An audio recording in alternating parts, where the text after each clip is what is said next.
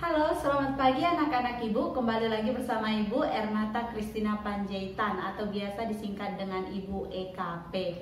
Nah, pada hari ini kita akan kembali belajar mata pelajaran PPKN dengan materi kita akan memasuki bab 2, yaitu tentang perlindungan dan penegakan hukum di Indonesia. Nah, pada pertemuan kali ini kita akan masuk ke hakikat perlindungan dan penegakan hukum. Namun sebelumnya ada baiknya kita mengawali dengan berdoa. Marilah kita berdoa menurut agama dan kepercayaan kita masing-masing. Berdoa dimulai. Berdoa selesai. Baiklah, kita masuk ke kompetensi dasar dan indikator pembelajaran kita hari ini. Baiklah anak-anak Ibu, kita masuk ke kompetensi dasar dan indikator pembelajaran kita pada hari ini. Nah, kompetensi dasar kita pada bab ini yaitu 3.2, yaitu menelaah perlindungan dan penegakan hukum di Indonesia. Nah, ini berbicara tentang pengetahuan di mana kalian diharapkan dapat menelaah perlindungan dan penegakan hukum di Indonesia. Nah, adapun tentang keterampilan yaitu 4.2, yaitu tentang menyaji hasil telaah tentang perlindungan dan penegakan hukum di Indonesia. Jadi diharapkan kalian mampu menunjukkan keterampilan kalian dalam hal menelaah menyajikan hasil telaah kalian tentang perlindungan dan penegakan hukum. Nah, adapun indikator pembelajaran kita hari ini yaitu yang pertama, kalian dapat mendeskripsikan konsep perlindungan dan penegakan hukum di Indonesia. Dan yang kedua yaitu kalian dapat menunjukkan keterampilan kalian dalam mengamati tentang konsep perlindungan dan penegakan hukum yang berlaku di Indonesia. Paham ya sampai sini?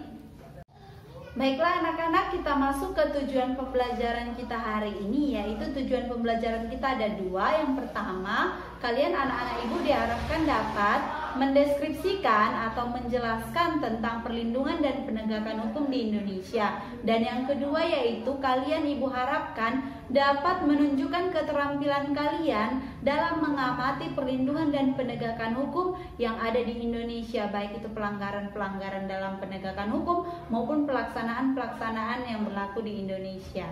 Paham ya?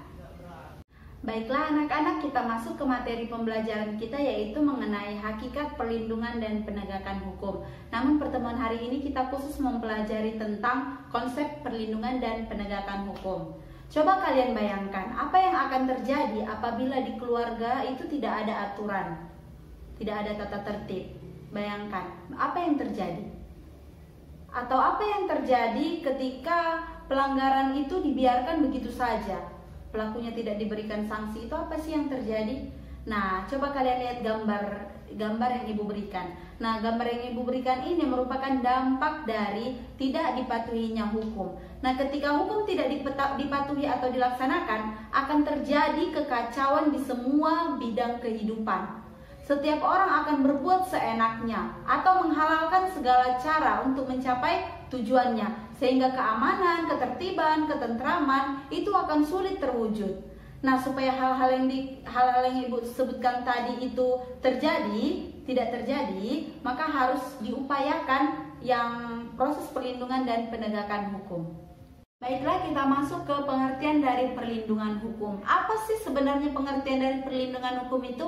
Nah, baik kita lihat dari pendapat para ahli. Nah, menurut Simanjuntak mengartikan bahwa perlindungan hukum itu bermakna sebagai segala upaya pemerintah untuk menjamin adanya kepastian hukum serta memberi perlindungan kepada warga negaranya agar hak-hak sebagai seorang warga negara itu tidak dilanggar, dan bagi yang melanggarnya itu akan dikenakan sanksi ya sesuai dengan peraturan yang berlaku yang diatur di dalam undang-undang. Inilah merupakan pengertian dari perlindungan hukum.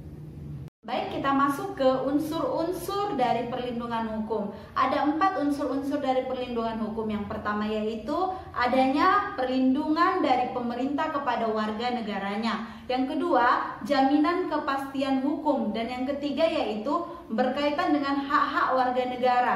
Yang keempat, adanya sanksi hukuman bagi pihak yang melanggarnya. Inilah keempat unsur-unsur yang terkandung dalam perlindungan hukum.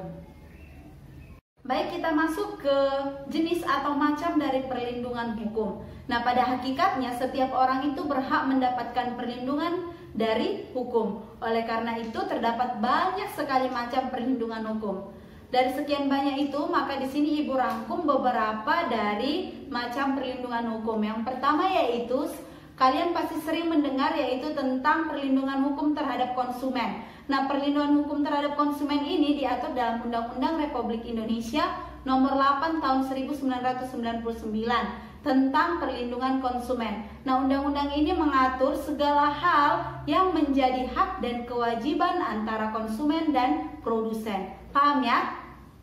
Yang kedua yaitu perlindungan hukum di Indonesia ini diberi juga kepada hak atas kekayaan intelektual atau disingkat dengan HAKI. Nah, pengaturan mengenai hak atas kekayaan intelektual ini meliputi hak cipta, hak merek, dan kekayaan industri lainnya. Pengaturan mengenai HAKI ini telah dituangkan dalam sejumlah peraturan perundang-undangan seperti Undang-Undang Nomor 28 Tahun 2014 tentang hak cipta, Undang-Undang Nomor 15 Tahun 2001 tentang hak merek, Undang-Undang Nomor 13 Tahun 2016 tentang paten, Undang-Undang nomor berapa lagi? Ayo. Jadi banyak undang-undang yang mengatur tentang HAKI, baik itu tentang hak merek, hak paten, hak apalagi hak vegetasi, varietasi tanaman. Jadi banyak hak-hak atas kekayaan intelektual yang telah diatur di dalam peraturan perundang-undangan. Nah, yang ketiga yaitu perlindungan hukum yang diberikan kepada tersangka. Nah, tersangka sebagai pihak yang diduga telah melakukan pelanggaran hukum itu juga mendapatkan perlindungan hukum. Nah, perlindungan hukum terhadap tersangka ini diberikan berkaitan dengan hak-hak tersangka yang harus dilakukan agar sesuai dengan prosedur pemeriksaan sebagaimana yang diatur dalam peraturan perundang-undangan. Nah, inilah macam-macam atau jenis dari perlindungan hukum yang Ibu rangkum, yaitu salah satunya saya muat tiga dalam pembelajaran kita hari ini. Nah, kesimpulan pada pembelajaran hari ini yaitu hukum dapat secara efektif itu menjalankan fungsinya untuk melindungi kepentingan manusia apabila ditegakkan. Dengan kata lain, perlindungan hukum itu dapat terwujud apabila proses penegakan hukum dilaksanakan, ya. Proses penegakan hukum itu merupakan salah satu upaya untuk menjadikan hukum sebagai pedoman dalam setiap perilaku masyarakat maupun aparat hukum. Ya, dengan kata lain, penegakan hukum merupakan upaya untuk melaksanakan ketentuan-ketentuan hukum dalam berbagai macam bidang kehidupan. Baiklah, sampai di sini pembelajaran kita hari ini yaitu mengenai konsep perlindungan dan penegakan hukum. Ibu harap setelah kalian selesai menonton video pembelajaran Ibu, kalian dapat mengerti, memahami, dan dapat menjawab pertanyaan-pertanyaan yang Ibu berikan dalam lembar kerja kalian. Nah, setelah kalian memahami, kalian dapat mengimplementasikan, kalian tahu perlindungan hukum yang terdapat di dalam warga negara di Indonesia ya, dan menambah wawasan kalian. Nah, sebelum kita menutup pembelajaran, ada baiknya kita berdoa. Marilah kita berdoa menurut agama dan kepercayaan kita masing-masing. Berdoa dimulai. Berdoa selesai. Baiklah, sampai jumpa pada pertemuan berikutnya. Selamat pagi dan terima kasih.